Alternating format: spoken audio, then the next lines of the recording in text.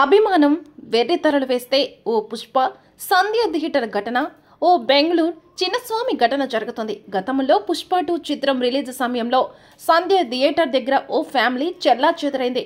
భార్య మరణం, కొడుకు శ్రీతేజ్ ఆసుపత్రి పాలవడం అన్నీ అప్పట్లో హాట్ టాపిక్ అయ్యాయి. ఆ తర్వాత తిరుపతి టెంపుల్లో టికెట్ల కోసం భక్తుల తొక్కిసలాట చూసి ప్రాణాలు పోయేంత భక్తి అవసరమా అనేలాంటి సంఘటన కలకలం సృష్టించింది.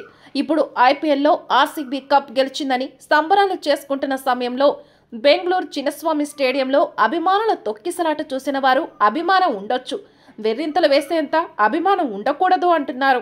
ఆర్సీబీ విక్టరీ సెలబ్రేషన్స్ లో బెంగళూరు చిన్నస్వామి స్టేడియంలో ఆ తొక్కిసలాటలో దాదాపుగా 13 మంది వరకు మృతి చెందినట్లు అనుమానం. మరికొంతమంది ఈ ఘటనలో గాయపడినట్లుగా తెలుస్తోంది.